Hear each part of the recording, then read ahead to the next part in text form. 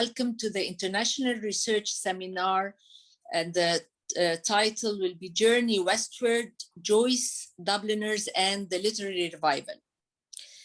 The seminar is hosted by the Faculty of Arts and Humanities at the British University in Egypt and organized by the Research Centre for Irish Studies at the BUE.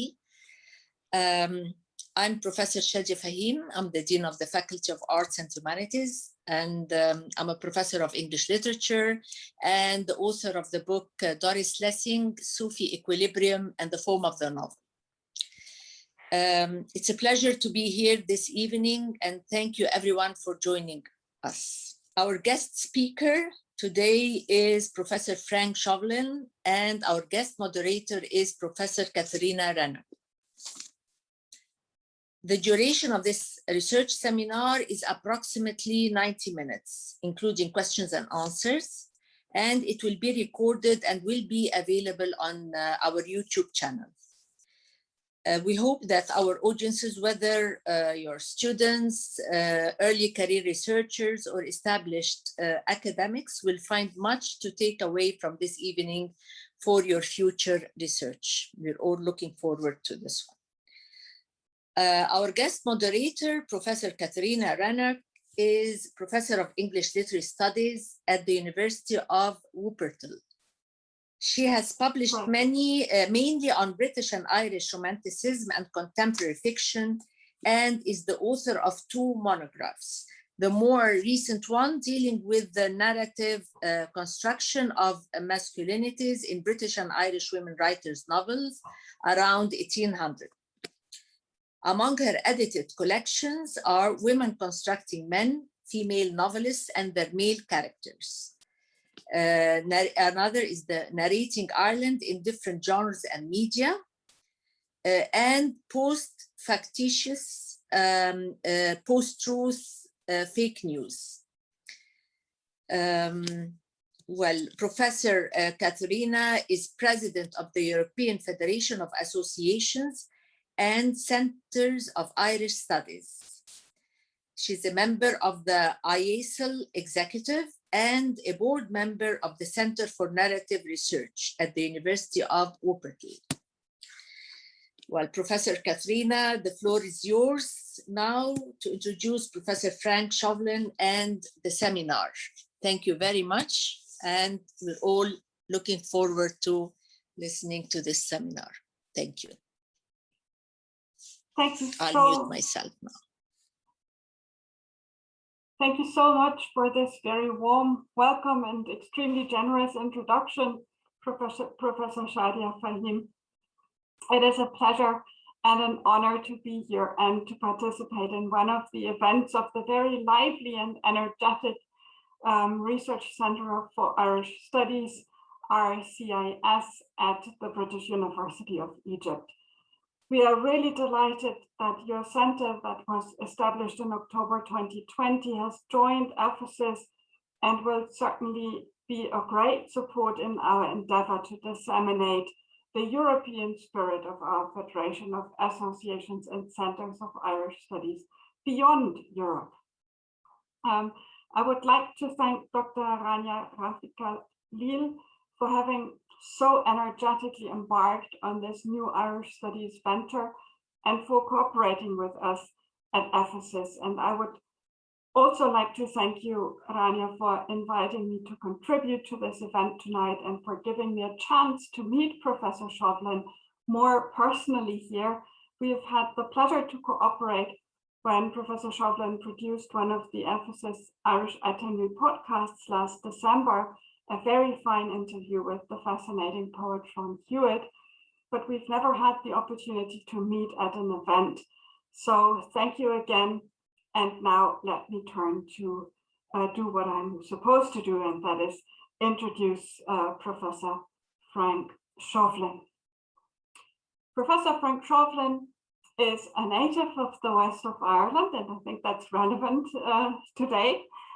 Professor Frank Shovlin was educated at University College Galway, where he took BA and MA degrees before then moving on to St. John's College, Oxford, where he completed his Dr. Phil. Professor Shovlin's research interests include the Irish Literary magazine, on which he published a monograph entitled The Irish Literary Periodical 1923 to 1958, and this was published in 2003. The life and work of James Joyce, on which his monograph Journey Westward was published by Liverpool University Press in 2012. The history of reading in 20th century Ireland is another research interest, as is the history of the book. And I think that's currently what you're currently working at, the work of John McGarren, a writer on whose work he has published his third book in 2016, titled Touchstones, John McGarren's Classical Style. But Professor Frank Shovlin is also currently involved in two major research projects revolving around John McGarren. One, to produce an edition of the letters of John McGarren for a forthcoming Faber and Faber volume. And in February 2018, he signed up to write the authorized biography of McGarren. Professor Shovlin has also worked at the Institute of Irish Studies, or he has worked at the Institute of Irish Studies, University of Liverpool since 2000, and there teaches a wide range of material on the subject of Irish literature in English from 1700 to the present. And he has supervised a number of PhD students on topics such as the history of the Bell magazine, or Lady Gregory's drama, and Joyce's Gnomon. Today, Professor Shovlin will speak about his book, Journey Westward, Joyce, Dubliners, and the Literary Revival, published in 2012, and also about the genesis of this book. He will be especially interested in how Joyce uses his knowledge of Irish history to introduce a note of disgruntlement and vengefulness, as he puts it, into the stories of Dubliners. In particular, he will argue Joyce is conscious of Irish Catholic defeat during the Williamite War of 1689 to 91, and uses the disastrous losses of the battles of the Boyne and of Ocram to demonstrate a notable disgruntlement with British imperialism as it worked in the Ireland of his times. Linked to this argument, the lecturer will consider Joyce's use of whiskey as a consistent trope throughout Dubliners, and consider the ways in which he links the production and sale of the spirit to an unfair and iniquitous body politic. We look very much forward, Professor Shovlin, to your lecture titled Journey Westward, Joyce, Dubliners, and the Literary Revival. Thanks very much, Professor Rennhak. I'm delighted to be with you this evening, and it was great to get the invitation from Egypt, and I think we're living now in a world where these things have become normal. It would have been, I'd like to visit Egypt. I've never been there, maybe some other time, but for now I'm sitting in my office in Liverpool on a nice May evening, and I want to talk a little bit about this book I published in 2012, which was called Journey Westward.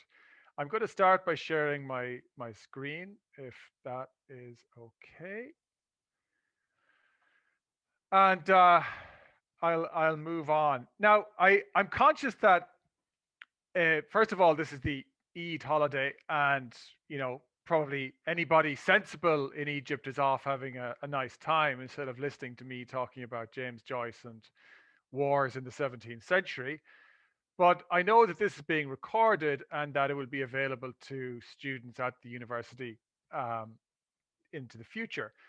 So I'm going to say just a few general things about James Joyce for people who know nothing about him, and then I'll go into some more detail. James Joyce is probably Ireland's most famous writer. Born in 1882, died in 1941. Published not that much actually in his lifetime. Published 3 novels, 1 collection of short stories, a play, and some poetry. The book of his that I'm most interested in is his collection of short stories, Dubliners, from 1914. And I guess I first studied Dubliners when I was an undergraduate in Galway. And I didn't study a great deal of Joyce then as a graduate student when I was at Oxford. And it was only when I came here to Liverpool and began teaching at the Institute of Irish Studies that I began to think hard about Joyce again. And certain ideas started to circulate in my mind about Joyce. And when I had lived in Galway as a student, I'd lived in a small street called Nuns Island. And Nuns Island gets mentioned in the final story of Dubliners, which is called The Dead. It's Joyce's most famous story. It's one of the greatest short stories ever written. And I began to wonder a lot about why Joyce has a part of the story happen in Nuns Island in Galway. And I will come back to that at the very end of my talk. Professor Rennhak, in her introduction, talked about how I'm going to look at Joyce's use of Irish history. And yes, that's right. That would be my main focus this evening, his interest in history, and in particular in the period of the conflict between King William and King James in the late 17th century. She also mentioned that I would talk a little bit about whiskey. Now, I might do that, but I'll leave that to the end. But it will tie in with the other material I'm talking about. But let's see how far I can get with the historical material and Joyce and his interest in the Jacobites. So, as I said, the piece that I'm going to look most at this evening is the final story of Dubliners. It's the longest story by far, which is called The Dead. And anyone who's interested in pursuing anything that I say this evening will find it all in this book, Journey Westward, which was published in 2012 by Liverpool University Press. So I'm going to begin with a letter that James Joyce writes to Nora, his life partner, and she eventually became his wife in 1931. She was from Galway on the west coast of Ireland. And she was from a relatively poor background. And it's clear that she is the inspiration for the character of Greta Conroy in The Dead, and that James Joyce himself is a version of Gabriel Conroy in The Dead. Greta and Gabriel Conroy are attending a Christmas party. It's at the very end of Christmas, on the night of the feast of the Epiphany, the 6th of January, and they're attending this Christmas party, and Gabriel has this very important realization about his wife, that his wife has a whole kind of hidden earlier life that he knew nothing about. And that's what's at the core of the story. And also important in the story is his realization at the very end of the story that he ought to make a journey westward, which is where I take the title of my book from, to where she's from, where Greta is from. Earlier in the story, he had rejected this idea of going to the west. But by the end of the story, he thinks the time had come for him to set out on his journey westward. So the west of Ireland is going to be important in some of the things I want to say. When Joyce visited Galway alone in August of 1909, he begged of Nora Barnacle's mother that she might sing the song The Lass of Ocram for him in her little house at 4 Bowling Green, as he tells Nora in a letter. Nora was in Trieste, which is now in northern Italy. It was then part of the Austro-Hungarian Empire. And this is where the Joyces had been living for 5 years at this point. Joyce had come back to Ireland in 1909, partly to try to set up a cinema business. And in fact, Joyce opened the very first cinema in Ireland. But that's a whole other story. So he's writing here to Nora. My dear little runaway Nora, I am writing this to you sitting at the kitchen table in your mother's house. I have been here all day talking with her, and I see that she is my darling's mother, and I like her very much. She sang for me the Lass of Ocram, but she does not like to sing me the last verses, in which the lovers exchange their tokens. I shall stay in Galway overnight. How strange life is, my dear love, to think of my being here.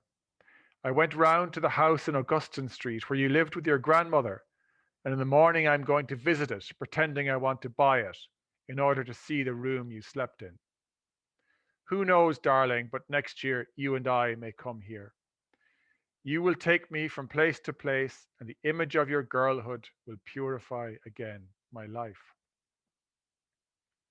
I'm going to have a lot more to say about that song, The Lass of Ocram, as this lecture goes on.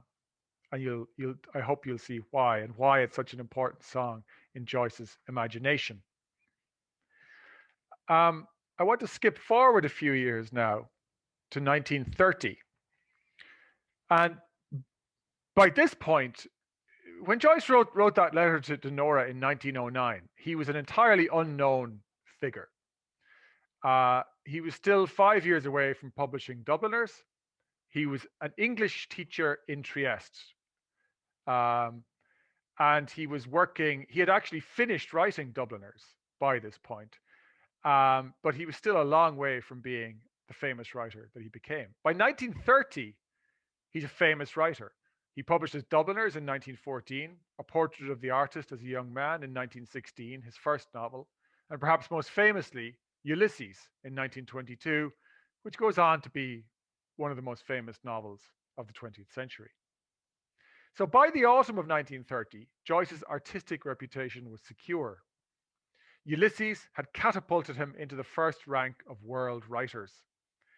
And his work in progress, which would eventually become Finnegan's Wake in 1939, had begun to appear in an array of literary journals. The portrait painters had started to eye posterity. The most recent to seek a sitting with Joyce was Augustus John, the man on the left of this slide here. Augustus John also painted many portraits of literary figures, including of W.B. Yeats.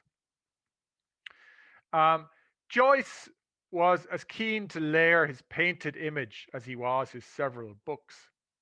And writing to Mrs. Herbert Gorman in London shortly before the sitting was to begin, we see him thinking about what he's going to wear. Do you know a Scotch shop in London which sells plaid ties? If so, I should like you to buy me one and send it.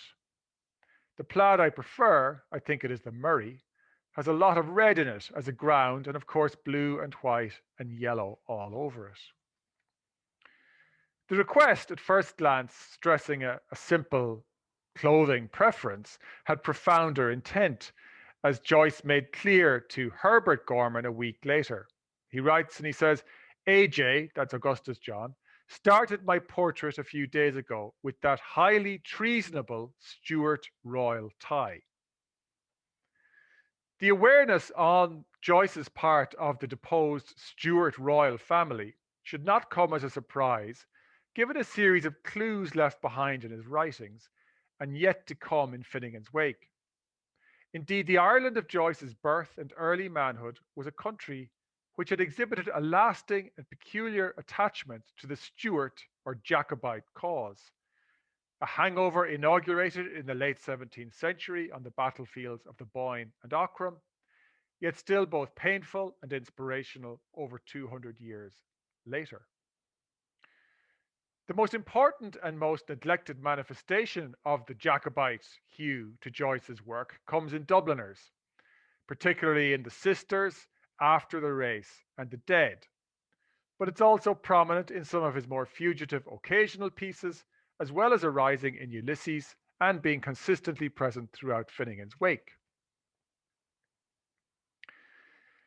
The word Jacobite comes from the Latin Jacobus, James. The Jacobites were the followers of this man, King James II of England, who was a Catholic king who was deposed in the so-called Glorious Revolution of 1688 by William of Nassau, William of Orange, who became King William III. James fled the country to Ireland, where he hoped to raise an army, a Catholic army, to fight against the Protestant King William. And there followed a war between 1689 and 1691 between essentially two European armies fighting on Irish soil. One Catholic supporting James II, the other Protestant supporting the man who was going to become William III. And the Protestants were victorious. And James went into exile in France with his court, and William became King of England and achieved Protestant domination on the English throne from then onward. So before looking at the key Jacobite echoes in the dead, let's consider some of Joyce's more overt nods in the direction of this man, the fallen King James II, James Stuart as he was, and the fractured Stuart line. The year 1912 sees this long-standing interest at its clearest, with Joyce writing two very different pieces, living in Trieste, both conscious of the Stuart kingship. The first of these, the poem Gas from a Burner, is a satirical blast at Joyce's perceived enemies in Dublin, written in the wake of his disastrous efforts to have Dubliners published by a Dublin publishing company called Mansell and Company. Joyce's chief tormentor in the affair, which dragged on for 3 years, was Mansell's manager, George Roberts, and it is Roberts who is the prime target of the poem. Joyce is keen to point out that Roberts, an Ulster man of Scottish descent, is given to treachery. Thinking of the pretender king, Charles Stuart, the much-storied Bonnie Prince Charlie, this young man on the left here, Joyce writes, I pity the poor, that's why I took a red-headed Scotchman to keep my book. Poor sister Scotland, her doom is fell. She cannot find any more Stuarts to sell. So he's thinking here about the man, George Roberts, of Scottish descent, who wouldn't publish Dubliners. He almost did. Like, the book was almost published in Dublin in 1912. But Roberts got cold feet, refused to publish the book. Joyce was infuriated, and he wrote this poem, Gas from a Burner, as he returned to Trieste, angry and upset at what he saw as another instance of betrayal. As Stuart Ireland died at the Battle of Ocram in 1691, so Stuart Scotland had fallen finally in 1745 at Culloden, thus ending Bonnie Prince Charlie's uprising. And that was the end of any hope for a return of a Stuart Catholic kingship in England. An earlier 1912 reference to the Stuarts comes at the opening to Joyce's lecture on the English writer Daniel Defoe, which he delivered in Trieste. Defoe is, reckons Joyce, the father of the English novel and the great precursor of the realist movement. Yet for all his advocacy of Defoe as a writer, Joyce's political sympathies are directly opposed to his artistic hero, as is made clear in the opening paragraph of the lecture. Defoe, in his support for the Duke of Monmouth's rebellion of 1685, and in his subsequent advocacy of William of Orange in the Glorious Revolution, was a lifelong opponent of the Stuart royal family and of their Jacobite supporters. Joyce, on the other hand, as an Irish Catholic, for whom the person of King William III, both as historical figure and as Orange icon, stood as an emblem of defeat and repression, shows an unsurprising sympathy for the Stuarts. So this is what Joyce says about the background to the history that created Daniel Defoe.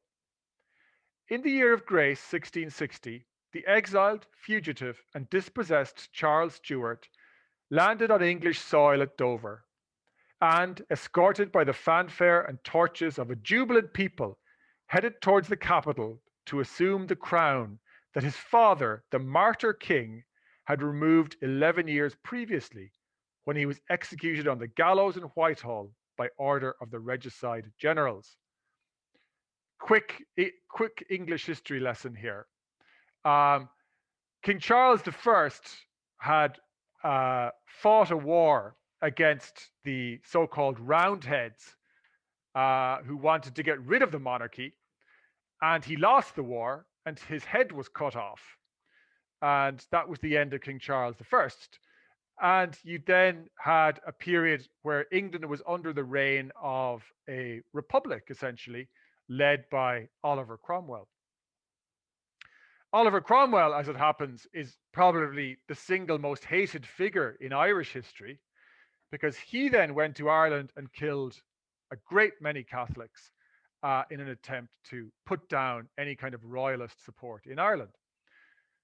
After Cromwell fell, King Charles I's son returned to England, and that's what Joyce is talking about here, to take back the crown, and he becomes king.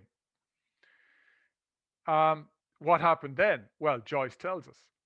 The corpses of Cromwell and Ireton was an important Cromwellian general, were disinterred and dragged to Tyburn, the Golgotha, site of skulls in English history, where they were hanged on the gibbets and then, putrefied as they were, beheaded by the executioner. Merriment returned to merry England. The gracefulness, culture, pomp, and luxury of the Stuart courts returned. Charles was a Stuart. But this triumph was misleading, and within a short time, the star of the Stuart dynasty had set forever. And Protestant succession, embodied by the person of William of Nassau, had become the cornerstone of the British Constitution. Here, according to the textbooks, the chapter of ancient history comes to an end, and that of modern history begins. His victory, this is William's victory, also signifies a crisis of race, an ethnic revenge. From the days of William the Conqueror onwards, no monarch of Germanic stock had wielded the English scepter. Here on the left is the sort of classic portrait of King William III on his white horse, King Billy, as he's often known. So this picture of the Stuart King Charles is joyous and light and shows no sympathy for the Republican heroes Cromwell and Ireton, who, for Irish Catholics, represented something truly awful and dangerous. William III is an ethnic revenge, the coming of Germanic Protestant rectitude to the English throne. For his Triestine audience, the significance of that phrase may well have passed over, but to Irish ears, the figure of William as a vengeful return would have been all too familiar. The Anglo-Saxon soul, as embodied by William, is, writes Joyce, there too in Daniel Defoe's greatest creation, Robinson Crusoe, who, in his stoic conquest of his island under the most difficult of conditions, is the archetypal Englishman, possessed of, quote, virile independence, unthinking cruelty, persistence, slow yet effective intelligence, sexual apathy, practical and well-balanced religiosity, and calculating dourness. It is these qualities which have led the English to being masters of Ireland and of a great part of the world, as Joyce writes in 1912. And in Robinson Crusoe, Joyce sees a kind of blueprint and a prediction of imperial expansion. He says about Robinson Crusoe, whoever rereads this simple and moving book in the light of subsequent history cannot but be taken by its prophetic spell. Joyce's isolation of the fall of the Stuarts and the rise of King William as the moment in which the unthinking cruelty of Anglo-Saxon Protestant domination takes hold in England results from his Irish Catholic background and from the reinvigoration of a retrospective Jacobitism in late 19th and early 20th century Ireland. This renewal of interest in the Stuart cause is especially evident in popular historiography, in ballad composition, and in the writings of many of the literary revival's leading figures.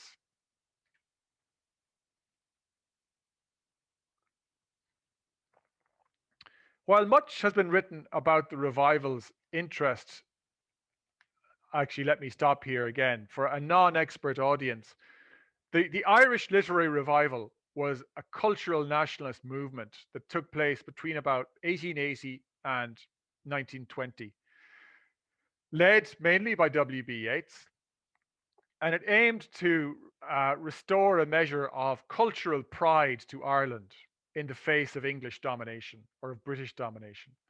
And it played an important part in the lead into what ultimately became a political revolution, first in Dublin in 1916 and then in a war from 1919 to 21.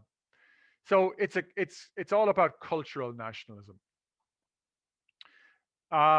So while much has been written about the revival's interest in the centenary of the United Irishmen's Rebellion of 1798, this was another uprising against British rule in 1798, few have noted an abiding interest on the part of figures as diverse as Lady Gregory, Douglas Hyde, and W.B. Yeats in an historical epoch more than 100 years before the events of the United Irish Rebellion of 1798.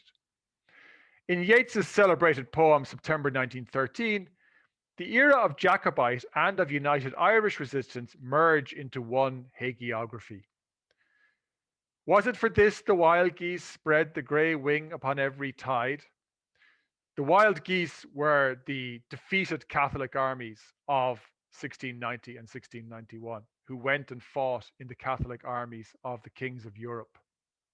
For this that all the blood was shed, for this Edward Fitzgerald died, and Robert Emmet and Wolfe Tone, all that delirium of the brave. Fitzgerald and Tone and Emmet were all important United Irishmen. Fitzgerald and Tone died in the 1798 rising. Emmet led his own smaller rebellion in 1803 and was executed.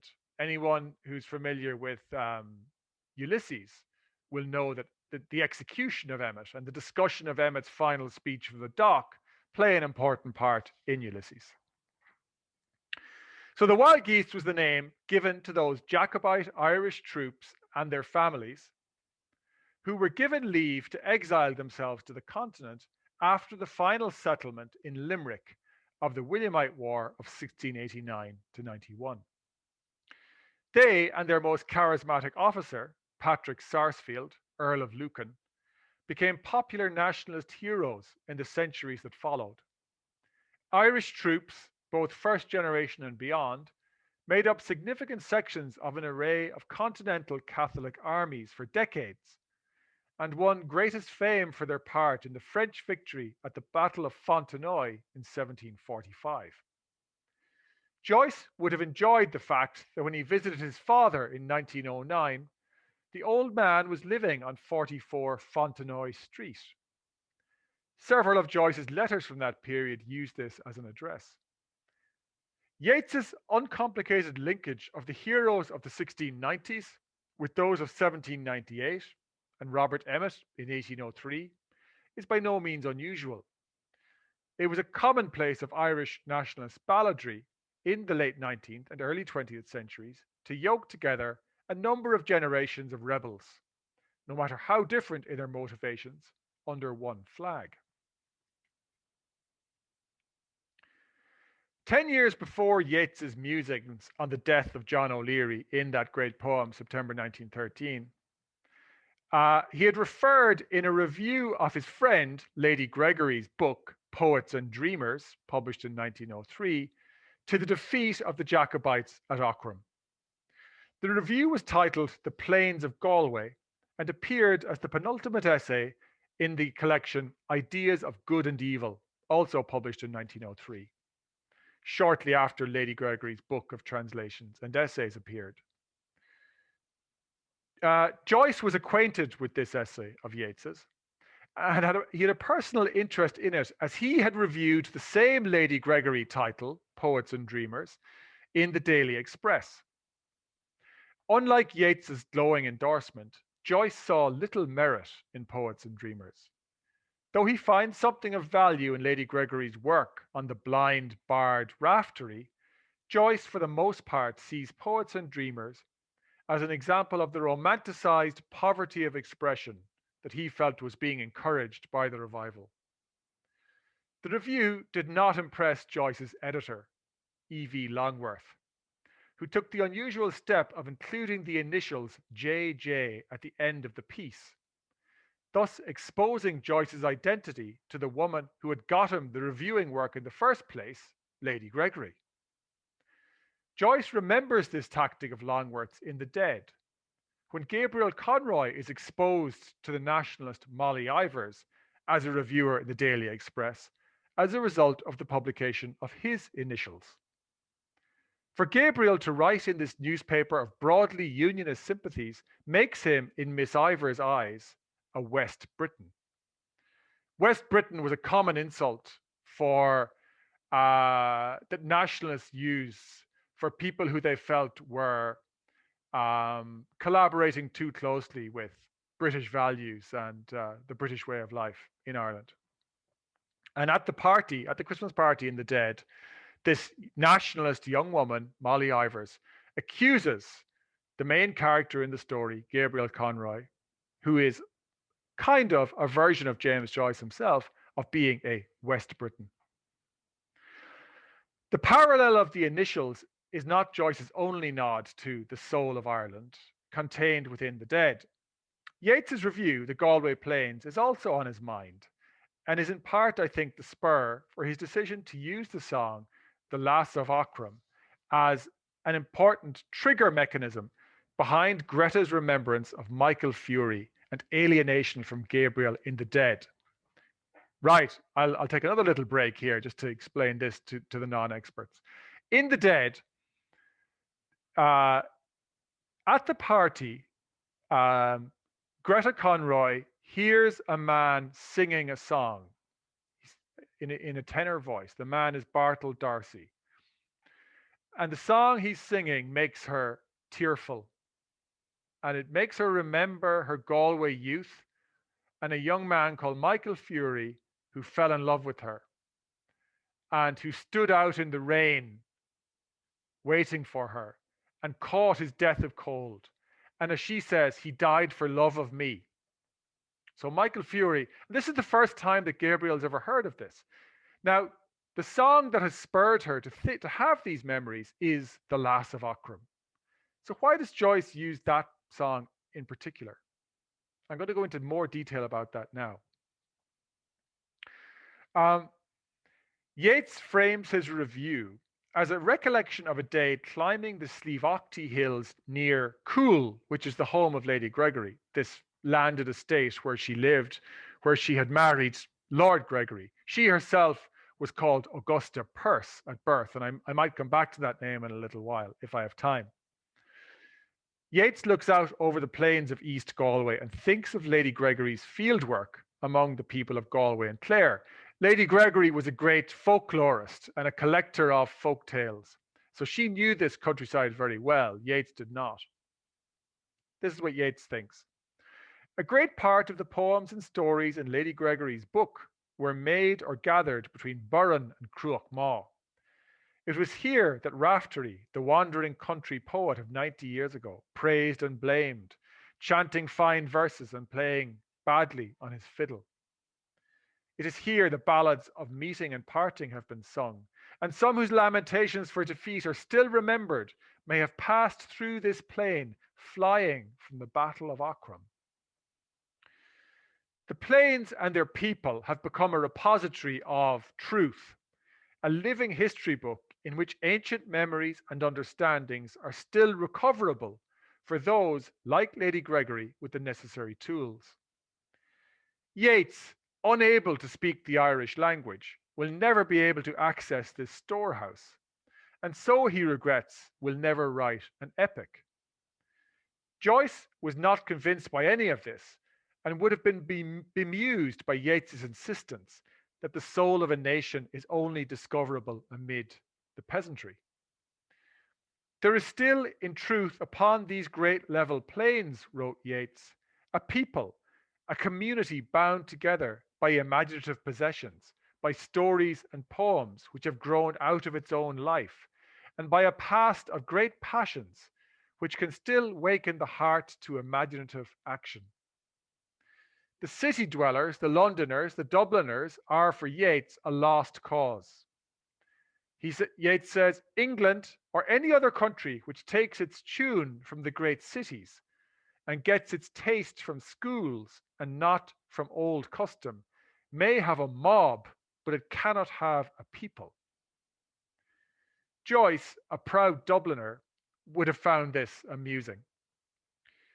In using the Lass of Ocram, and more obliquely in his term, the dark central plain, in the final paragraph of The Dead, Joyce is, I think, throwing back at Yeats and Lady Gregory what he feels is their over-romanticised, unrealistic vision of Ireland's West.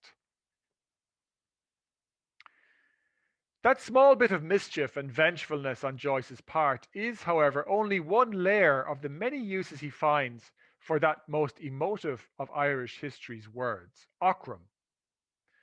An aspect of Lady Gregory's Poets and Dreamers that Joyce does not discuss in his review is her interest in Jacobitism and in Jacobite poetry. For the people around the Cool and Kiltartan districts, among whom Lady Gregory collected these songs and folk tales, Ocram, the bloodiest battle in Ireland's history, was still an open wound, as she recalls from a visit to an old neighbour on the Clare border. And then he told me of the Battle of Ocram. That is still such a terrible memory, and how the Danes, the Daidanan, the mysterious divine race that were conquered by the Gael, and who still hold an invisible kingdom, were dancing in the raths around Ocram the night after the battle. Their ancestors were driven out of Ireland before, and they were glad when they saw those that had put them out themselves, and every one of them skivered. The Battle of Ocram took place in July 1691. Like I said, it was the bloodiest battle in the history of Ireland, and it was the final defeat of the Catholic forces and the Catholic army of King James. King James had long fled. He fled after the Battle of the Boyne the previous summer. The Battle of the Boyne is probably the better known battle, but Ocram was a more serious and final defeat for the Catholics. The slaughter at Ocram and the resultant collapse of Catholic Ireland's last great hope for restoration of power, land, and dignity had left a scar on the folk imagination like no other engagement in Irish history. And it bubbles up again and again in Irish literature right up to the present. Richard Murphy's long poem from the late 1960s, The Battle of Ocram, which was written on the cusp of the outbreak of the Troubles in Northern Ireland, is probably the best known example. In Joyce's day, there was general revival of interest in Jacobite Ireland. The literary revival's interest is evident in Lady Gregory's Poets and Dreamers, and in her 1905 play, The White Cockade, which is set during the Williamite War. It's there in Yeats's September 1913, as we've seen. It's in George Moore's story, The Wild Goose, Douglas Hyde's Songs of Connacht, Emily Lawless's With the Wild Geese, and in lots of other places.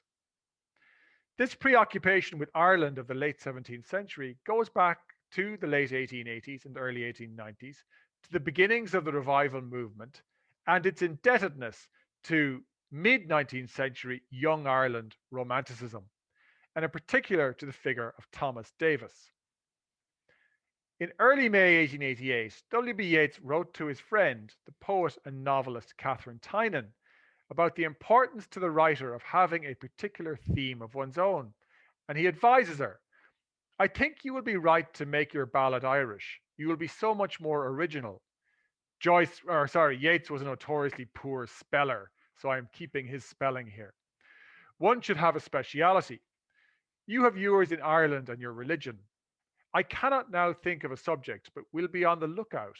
Perhaps in the Sarsfield age there was something. This is Patrick Sarsfield, the leading general of the Jacobite cause. The soft nationalism of the early Tynan is evident in her first collection, Louise de la Vallière, via a poem titled The Flight of the Wild Geese. As so often in such poems, Patrick Sarsfield is the hero.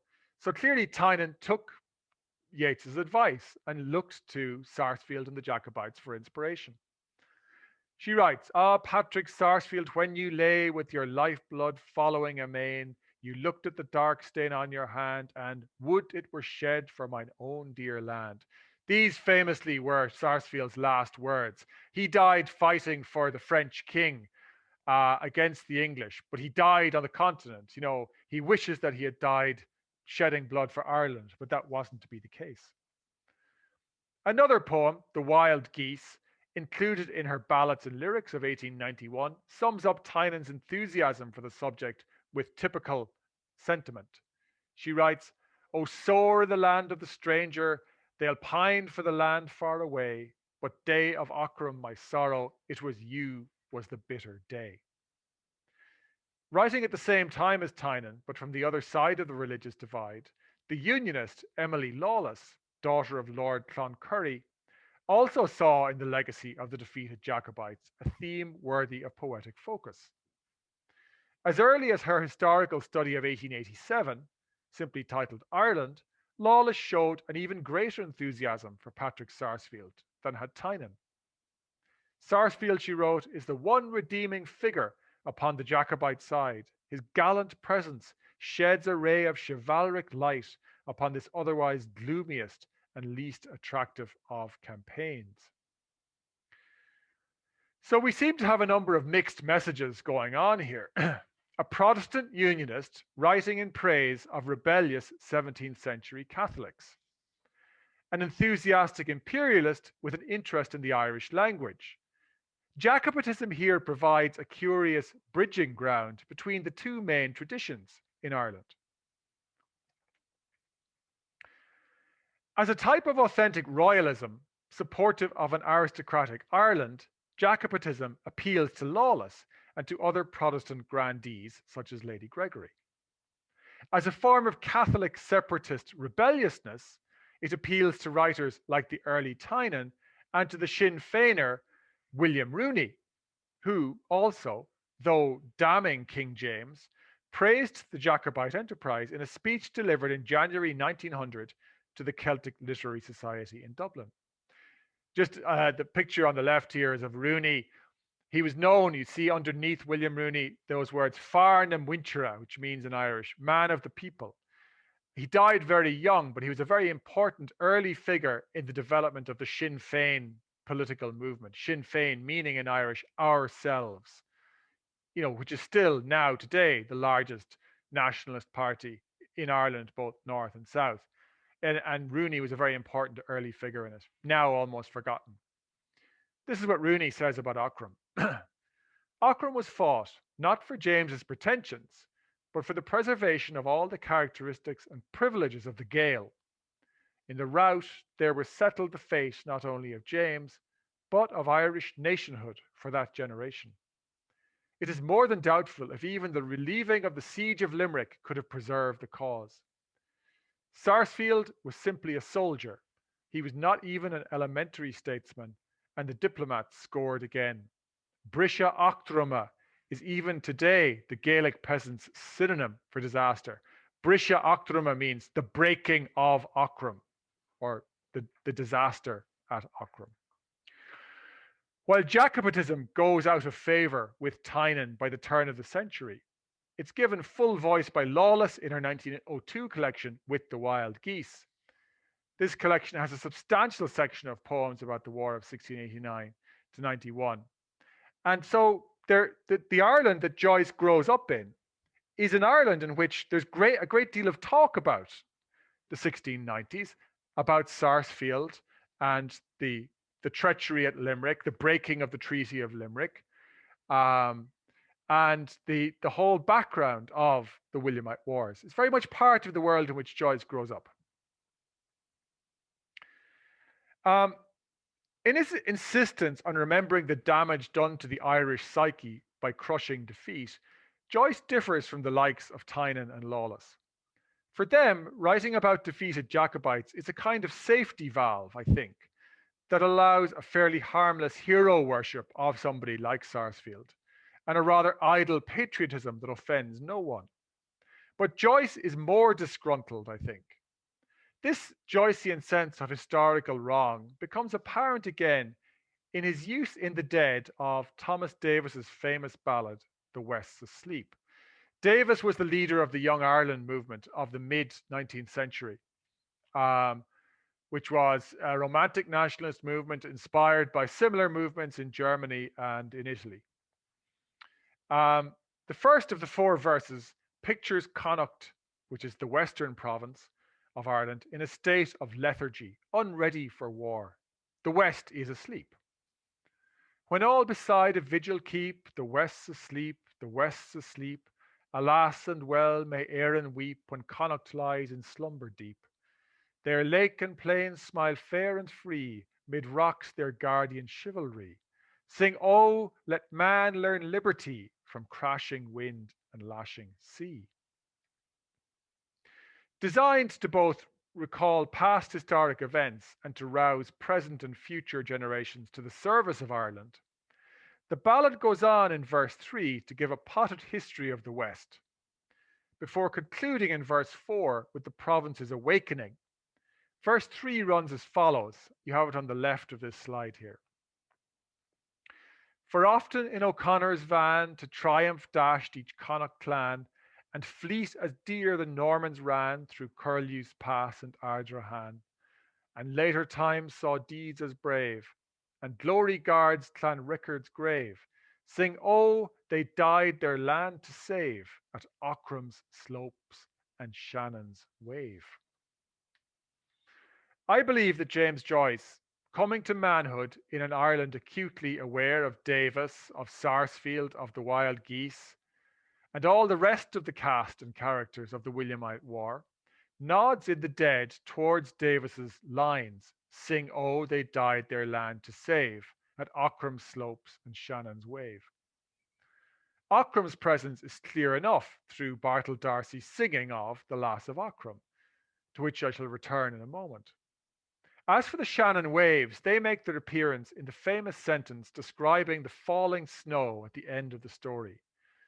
It was falling on every part of the dark central plain, on the treeless hills, falling softly upon the bog of Allen, and, farther westward, softly falling into the dark, mutinous Shannon waves. Perhaps not surprisingly, those waves have created confusion among the critics, who, in search of an unsettled river surface and waves, have Gabriel's putative crossing all the way down in County Limerick at the estuary of the Shannon. This literalness is particularly marked in what has become the accepted copy text of Dubliners, the 1969 Scholes and Litz edition, where the note for Shannon waves reads, "The estuary of the River Shannon on the southwest coast of Ireland." The misreading has been followed by subsequent readers to the extent that it has become a critical commonplace.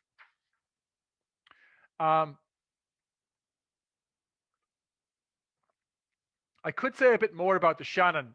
I will very briefly. It was a very important crossing point in the Williamite War, and it was a very important engagement in Athlone, right in the middle of Ireland, on the River Shannon, between Williamite and Jacobite troops.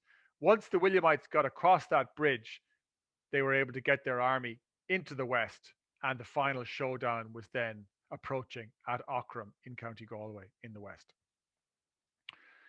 Joyce chose to use The Lass of Ocram as the catalyst for Greta's heartbreak and Gabriel's subsequent epiphany in the story for three clear reasons, I think.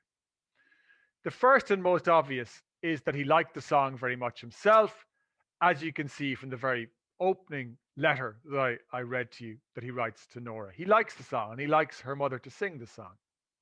The second, and this is the one I want to mainly focus on, is that he wished to bring to the surface of his story memories of a defeated Catholic Ireland.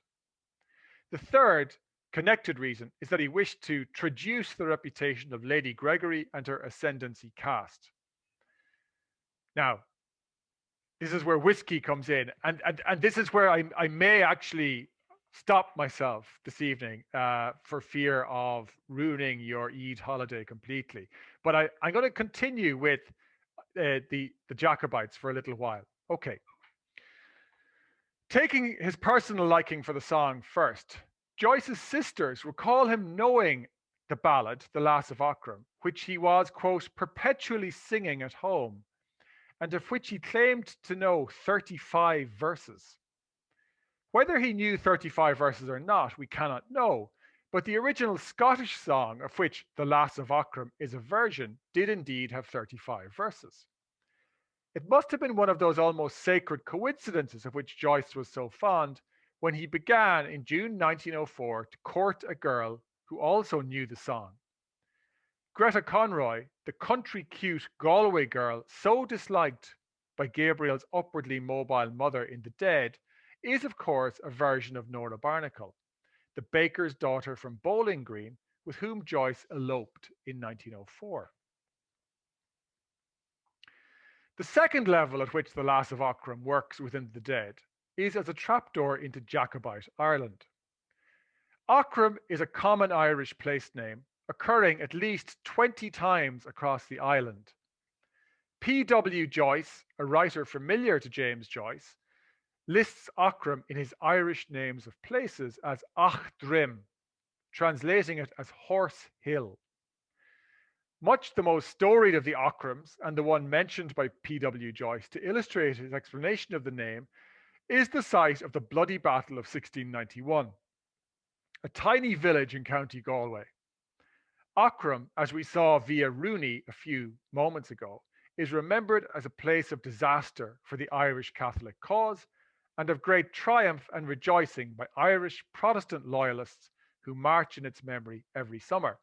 So the Orange Order was a Protestant organization established in 1795 in County Armagh to commemorate Williamite victories against the Jacobites in Ireland of the 17th century.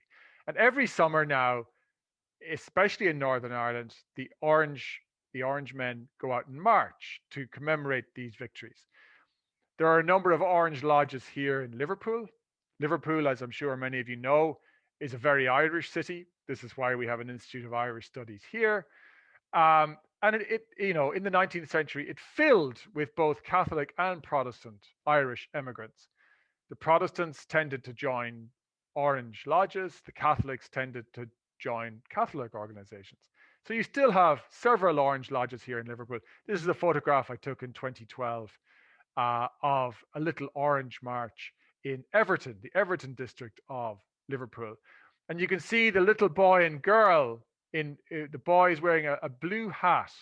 He's King William. That's King Billy. And the little girl is his queen, Mary. So that's what they're celebrating. They're celebrating the victories at the Boyne and Ocram. Don Gifford, in his notes for Dubliners and a portrait of the artist as a young man, rightly asserts that a general knowledge of Irish history is indispensable to an informed reading of Joyce's works. And to facilitate the reader in achieving an understanding of this history, he provides a timeline of significant dates. Surprisingly, under the heading 1688 to 1714, while briefly discussing the Battle of the Boyne and the Treaty of Limerick, he makes no mention of the Battle of Ocram. The battle, more so than the Boyne, proved the decisive turning point in the Williamite campaign to suppress Jacobite support in Ireland. The greatest pitched battle in Irish history, involving perhaps as many as 40,000 soldiers, it accounted for the lives of some 7,000 men and smashed Catholic power in Ireland for another 230 years. The Joyce sensitivity to Irish historical loss is again evident in a lecture delivered in Trieste in April 1907. Recalling a visit of Queen Victoria and Prince Albert to Dublin, Joyce was again thinking about the Stuarts and their unfortunate followers. Then the Irish, who had not entirely forgotten their loyalty to the unlucky Stuart family, nor to the name of Mary Stuart, the Scottish Queen, and the legendary fugitive Bonnie Prince Charlie, had the nasty idea of mocking the Queen's consort, poking fun at him for being an uprooted German princeling, imitating the way he stammered his English, as well as cheerfully greeting him the very moment he set foot on Irish soil with a head of cabbage. Just because the Irish had not, like the Americans argued Joyce, risen up against British rule, did not mean that they would not do so at some future point. Indeed, the wandering Irish had already played their part in freeing America, as he tells us towards the end of his essay. From the time of the Treaty of Limerick. Now, the Treaty of Limerick was the treaty that ended the Williamite War of 1689 to 91, and it was broken by the British. It was a broken treaty, and it became yet another symbol of betrayal that Joyce was so obsessed with. So he says, from the time of the Treaty of Limerick, or rather from the time it was broken by the Punic faith of the English, millions of Irish have left their homeland for other shores. These fugitives, who centuries ago were called the Wild Geese, enlisted in all the foreign garrisons of European powers, mainly France, Holland, and Spain, and won many a victor's laurel on the battlefields for their adoptive masters. In America, they found another homeland. The ancient Irish tongue could be heard in the ranks of the American rebels, and Lord Mountjoy himself said in 1784, "We lost America because of the Irish emigrants." Now, within 6 months of delivering this lecture in Trieste, Joyce would be writing The Dead, turning the base metal of history into the gold of fiction, using his story to avenge the defeated and downhearted. If the Lass of Ocram is the most reverberative tremor of late 17th century Irish history contained within The Dead, it is not the most clear-cut. For this, we must look to Gabriel's humorous story about his grandfather's uncooperative horse, Johnny, which he tells at the Christmas party. The tale of Johnny comes at the end of the party as Freddie Malins is outside on the street in search of taxicabs, prompting Aunts Kate and Julia to remember an old horse that was owned by the Morcan family in their youth. Present as Gabriel recounts the strange tale of the horse and its master, his grandfather, Patrick Morcan, are the three hostesses of the party, Mrs. Malins, his wife Greta, and Mr. Brown. The story shows Gabriel in high good humour now that his duties as after-dinner speaker are over. So this is the story of Johnny, the horse. Why? What was wonderful about Johnny? Asked Mr. Brown. The late lamented Patrick Morcan, our grandfather, that is, explained Gabriel, commonly known in his later years as the old gentleman, was a glue boiler. Oh, now, Gabriel, said Aunt Kate, laughing, he had a starch mill. Well, glue or starch, said Gabriel, the old gentleman had a horse by the name of Johnny. And Johnny used to work in the old gentleman's mill, walking round and round in order to drive the mill. That was all very well, but now comes the tragic part about Johnny. One fine day, the old gentleman thought he'd like to drive out with the quality to a military review in the park. The Lord have mercy on his soul, said Aunt Kate compassionately. Amen, said Gabriel. So the old gentleman, as I said, harnessed Johnny and put on his very best tall hat and his very best stock collar and drove out in grand style from his ancestral mansion, somewhere near Back Lane, I think.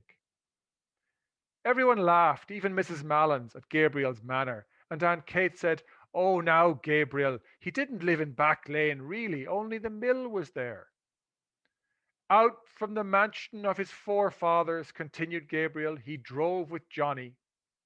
And everything went on beautifully until Johnny came in sight of King Billy's statue. And whether he fell in love with the horse King Billy sits on, or whether he thought he was back again in the mill, anyhow, he began to walk around the statue. Gabriel paced in a circle round the hall in his galoshes amid the laughter of the others. Round and round he went, said Gabriel, and the old gentleman, who was a very pompous old gentleman, was highly indignant. "Go on, sir. What do you mean, sir? Johnny, Johnny, most extraordinary conduct. Can't understand the horse." It's unfair of the comfortably bourgeois Gabriel to poke fun at his Catholic grandfather's attempts to climb a social ladder in a Protestant-dominated city in times much more difficult than his own. Aunt Kate, in her gentle and unheeded efforts to correct Gabriel, first regarding Patrick Morcan's profession, and second in the accuracy of the starch mill's location, shows a certain pride in her father's achievements, a pride absent from that of the West Briton Gabriel. The book from which Joyce is most likely to have taken his knowledge of King Billy's statue and its significance is John T. Gilbert's History of the City of Dublin, written between 1854 and 1859. This, by the way, is a photograph of the statue of King Billy. Those of you who know Dublin will know that in the background there is Trinity College Dublin, and on the left are the old Parliament buildings, now part of the Bank of Ireland. So the statue, I need to give you a quick history of the statue, just to tell you the significance of it. So King Billy, of course, was the great Protestant hero, as I've already discussed, the great Orange champion who had beaten the Catholics at Ocram and the Boyne. The statue of William of Orange, on which the Dutchman sat astride his horse, stood for over 2 centuries here in College Green. And it was the most important symbol of Protestant domination in Dublin right up to Joyce's time. And Gilbert, in his History of Dublin, gives us an inordinate amount of attention. He writes about it over 16 pages. He begins by describing the inauguration of the statue on the 1st of July, 1701, 11 years to the day after William's victory at the Boyne. The date was a public holiday of great festivity among Dublin's loyalists. On that first day of William's unveiling, the custom began, and this is the key thing that I think Joyce learns from Gilbert, of circling the statue in homage to the Orange Prince. So this is what Gilbert has to say about it. The Lord Mayor, aldermen, sheriffs, masters, wardens, and common councilmen of the city, having assembled at the Tulsel at 4 p.m., walked thence in formal procession to College Green, preceded by the city musicians and by the grenadier companies of the Dublin militia. Some time after the city officials had reached College Green, the Lords Justices arrived and were conducted through a line formed by the grenadiers to the statue, round which the entire assembly, uncovered, marched 3 times, the kettle drums, trumpets, and other music playing on a stage erected near the front of the monument. And it goes on like this over several pages, describing the circling of the statue in praise of King William. So it becomes this key moment in Protestant celebration each year in Dublin. This custom continued for most of the 18th century, but Gilbert tells us was discontinued by the Republican-minded volunteers in the early 1790s.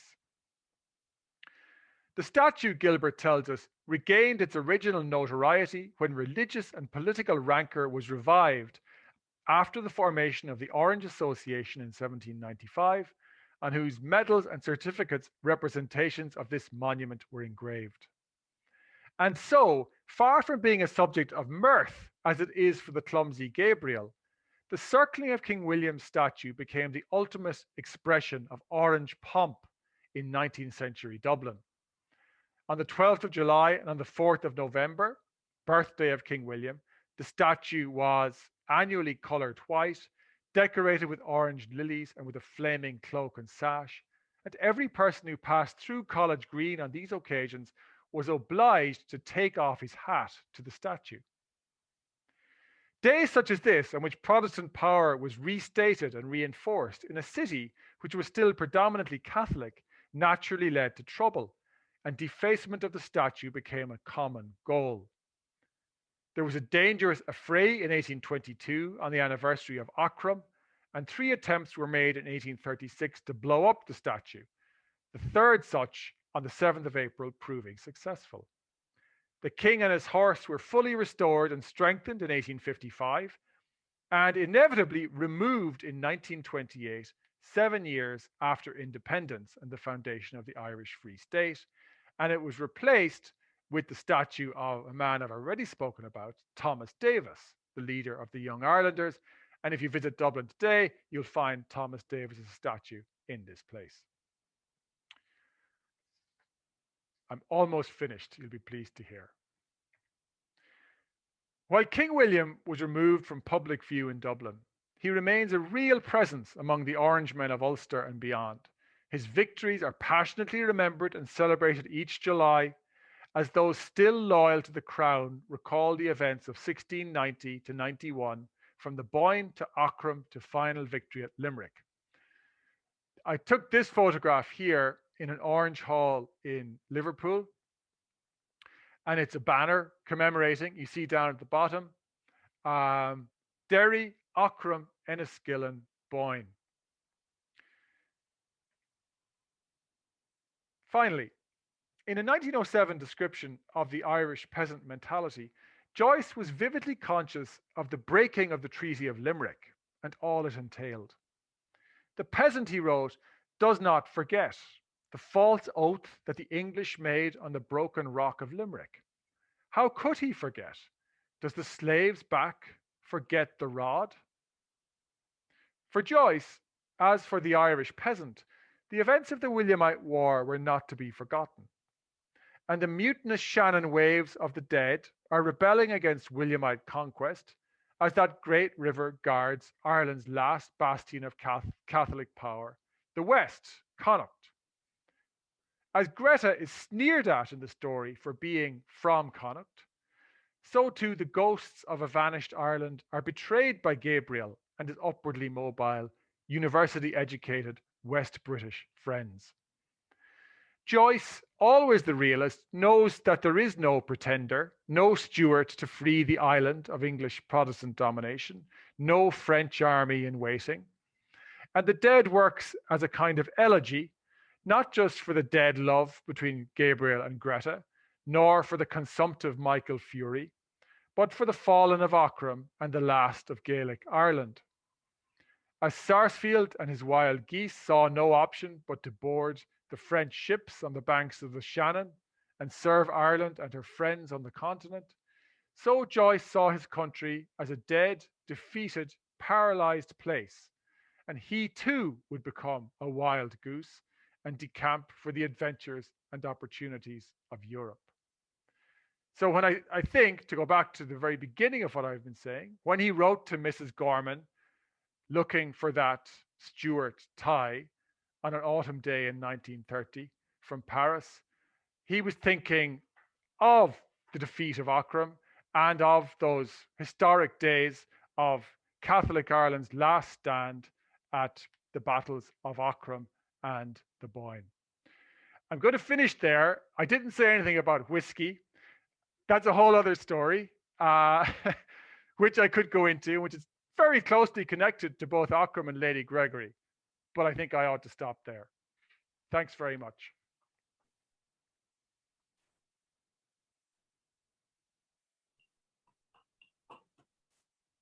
Thank you so much, Frank, for this wonderful lecture, which I'm sure introduced BA students and beginners to James Joyce, to Irish history, and especially, of course, to the context within which Joyce also writes, but which also, in a fascinating way, contextualized the dead. You really took one of the most important moments, arguably the climax of the dead, the Song of the Lass of Ocram, as a starting point to unwrap the Williamite history of Ireland, or the history of the Williamite Wars and their significance for the long and ongoing, I would argue, and will maybe ask in a minute, discourse on the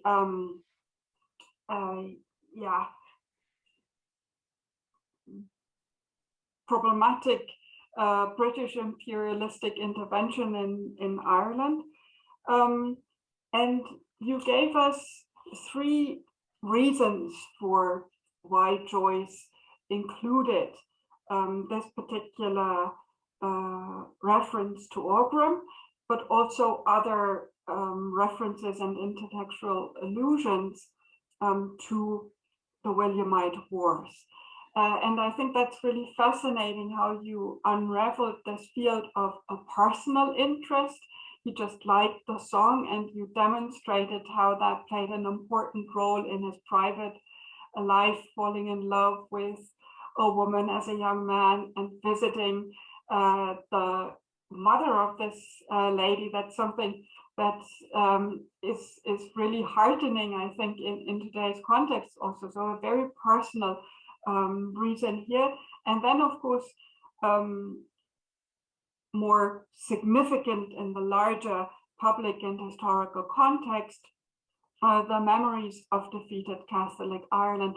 And I found it fascinating how you really trace those memories throughout the centuries and decades, giving us examples from how Joyce finds such references in Daniel Defoe's, what was it, lecture, and how he, in a way, takes up this engagement with William III in very intricate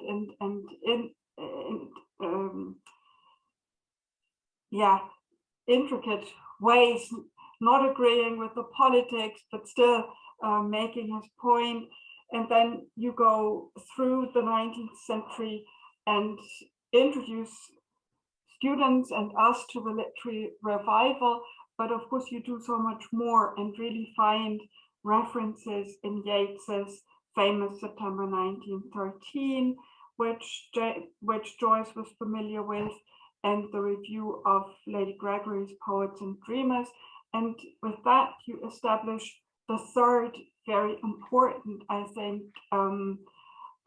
argument for why Joyce would have included this reference in the Dead, and that is a critical engagement with the most prominent figures of the literary revival with whom he disagreed in important respects. For example, we have the contrast here between this idea of Yeats and Lady Gregory that the nation, the Irish nation, can be only found in peasant life, whereas Joyce is the cosmopolitan urban figure that we know.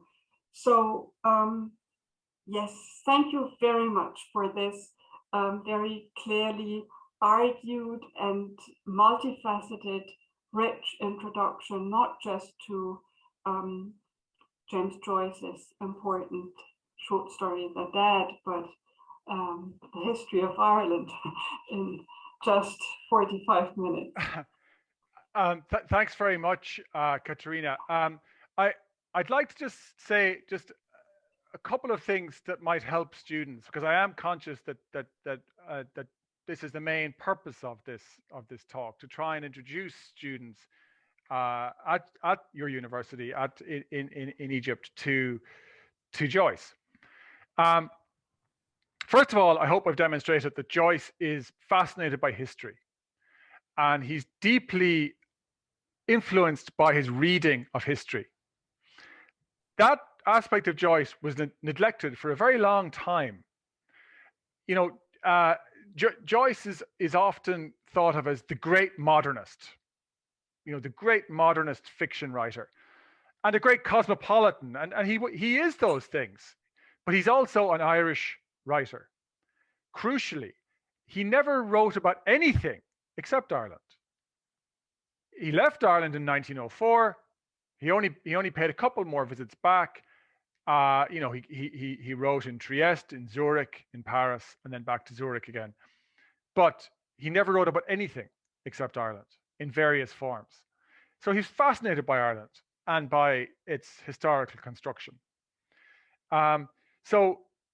If I were giving advice to, say, someone who's a little bit more advanced in their study of Joyce, a graduate student perhaps, or someone who wants to study him at a more advanced level, I would say looking at him from this historical angle is very rewarding, and there's still a lot of work to be done. The best writer, as far as I'm concerned, the best critic, the person who's done most work in recent years on this is an English critic called Andrew Gibson, in books like Joyce's Revenge and The Strong Spirit, which look at Ulysses and at the earlier Joyce and the way Irish history works in Joyce. But there are others. So that's one possible way of reading Joyce. I would say the other key, two more key things. Joyce was fascinated by the word trivial. Trivial. 3 ways. Tri-via. Okay? And Joyce thought that it was in the most trivial things that the greatest importance could be found. And that's what Ulysses is about. It's about a trivial day in the life of a trivial man, Leopold Bloom. And he does trivial things like we all do. He reads newspapers, he talks to his friends, he wanders around looking for lunch, does a little bit of work, visits someone in a maternity hospital, has a row in a pub. These are things that might happen to any of us any day. And it's Joyce's attempt to write a modern epic, which is an epic of an ordinary person. So triviality is very important to Joyce. I say this because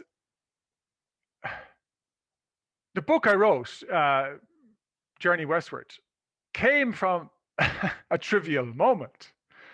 And it came because I suddenly realized one day when I was teaching Dubliners, when I was teaching the dead, that Michael Fury he visits Greta Conroy in Nuns Island. And then I remembered I lived on Nuns Island, like I told you, when I was an undergraduate. And I began to wonder, why does Joyce do that? And that's always worth doing with Joyce. Ask yourself why for everything he does. Every name, every word, every comma is crucially important. Everything is deliberate in Joyce. Nothing is accidental. And it's often in the trivial things, like that street name, apparently trivial, Nuns Island. I didn't go into detail about that tonight. I'm not going to. That's my whiskey section. Go and read the book if you want. But it connects with Lady Gregory and it connects with Ocram.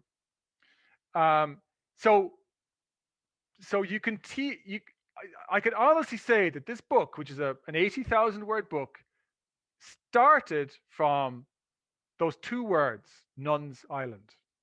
Those were my only thought when I began to write this book.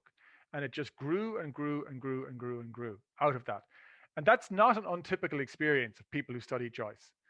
So for instance, I recently supervised a PhD by a student who worked on Joyce's interest in the Irish border and partition and how that appears in Finnegan's Wake. And this was news to me, but my students worked on it for 3 years and proved to me that partition is an enormously important part of Finnegan's Wake. So even though a great deal of work has been done on Joyce, there's still a lot to do, believe you me. That's the greatness of Joyce. Joyce is as close to infinite as I know of in art. I cannot see how we're ever going to get to the bottom of it. Now, that can be frightening if you're an undergraduate and you're meeting Joyce for the first time, but it can be very exciting as you go further into Joyce. There is no end. He's a genius, and I use the word genius cautiously. He's a genius in that what he did cannot be ever repeated. He's a one-off. You can't explain how he did this. I can't anyway. So, last point about Joyce that might be of help to students is What did Joyce read?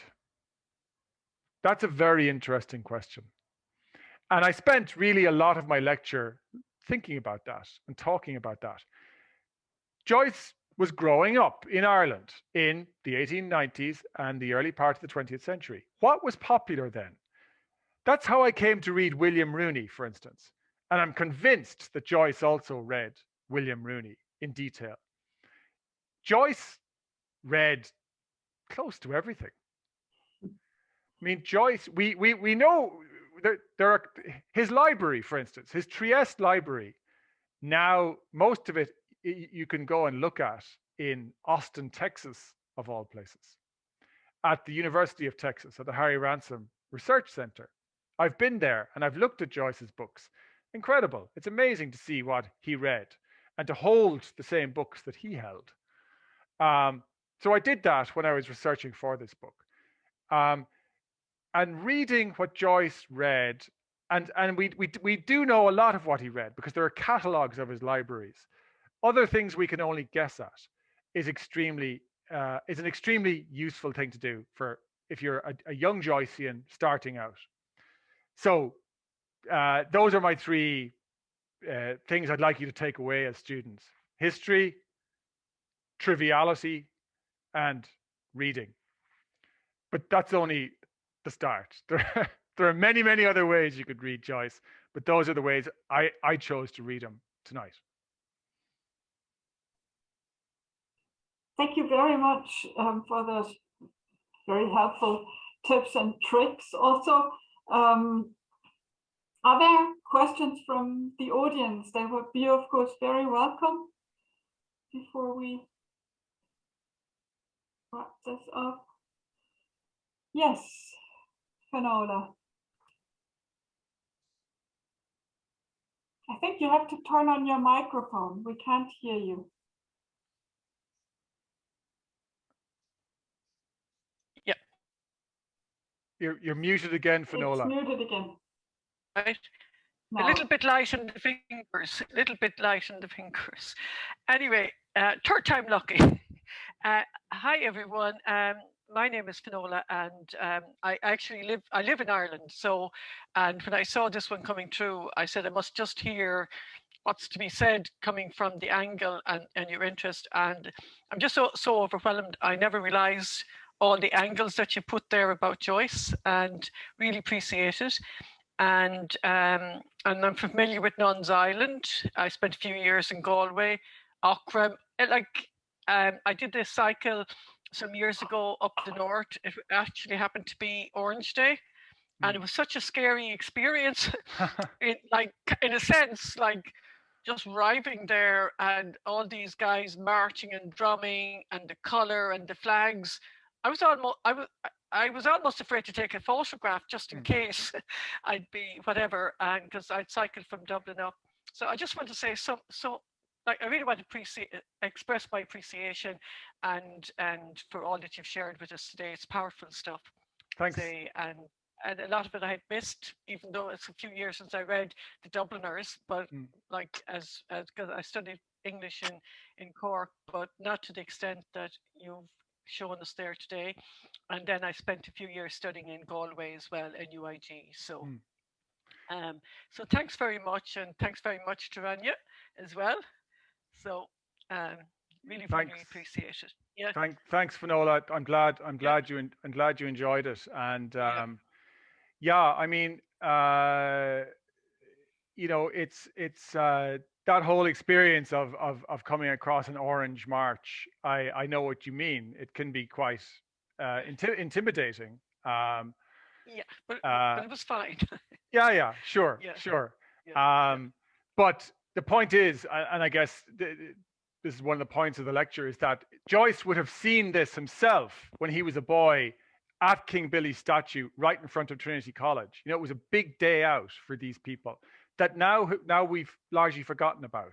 You know, that this was part of history in Dublin too, that Joyce knew and witnessed and would have also felt intimidated by in the way you've described when you were in Ulster. Yeah, but thanks for your comments, Finola. Yeah, no, it was brilliant. Thank you so much. Yeah. Hi, Kirsty. Good to see you there. Do you want to come in also? Sure, yeah. Hi, Frank. It's good to Hi, see Kirsty. you. Good to see you too. In I fact, the last time I saw Kirsty was in Austin, Texas, when I was looking at Joyce's library, which is a long time ago. It's more than 10 years ago. That's right. Yeah. That's right. That's right. Yeah, I was actually thinking about it as well. Yeah. So it was great to hear your lecture. I was actually wondering, and this is a very selfish question. Sure. What do you do on the first day of teaching Dubliners? Where do you begin? I mean, I admit of being, very boringly chronological. So the dead is the last bit I do, but I was just wondering, what's your way in, if you don't mind sharing? No, I'll tell you if we have time. I'll try to make this brief. So just for those of you who don't know the book well, this is the first page of Dubliners. This is the first paragraph of Dubliners. Right? It's a story called The Sisters. Okay. In my first lecture about Dubliners, all I talk about is the first paragraph of the book. Because in the first paragraph, a great deal happens. So let me read the second half of the first paragraph very, very quickly. I promise I'll let you go off and do your Eid holidays shortly now. I promise. We're enjoying this. Okay. Okay.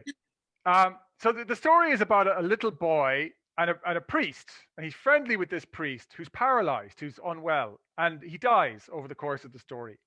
But it's told through the consciousness of a boy, and you remember what it's like when you're a child. You're never quite sure what's happening anyway, and especially the world of adults seems impossible to understand. That's what this story is like. So he thinks about the priest. He had often said to me, I am not long for this world, and I had thought his words idle. Now I knew they were true. Every night, as I gazed up at the window, I said softly to myself the word paralysis.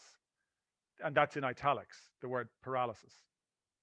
It had always sounded strangely in my ears, like the word gnomon, Gnomon, in italics, in the Euclid, and the word simony in the Catechism. So, Kirsty, all I talk about in my first lecture about Dubliners is paralysis, gnomon, and simony, those three words. And I look into what they mean and how they work in the collection. So in every story, there are 15 stories in Dubliners. In every story is about paralysis. The example of paralysis that I used in my lecture is Johnny, the horse, circling the statue. He goes there and he can't move on. He's stuck. Ireland is stuck. Dublin is stuck. Why is it stuck? It's stuck because of the British Empire, and it's stuck because of the Catholic Church. It can't move on. That's paralysis. Gnomon is a geometric figure, and there's a piece missing from the figure, a parallelogram with a parallelogram missing. Each of the stories in Dubliners has a piece missing from it. I'm not going to go into detail now, but you know what I'm talking about, Kirsty, I imagine. And then finally, simony. What is simony? Simony is the selling of grace, which is a sin.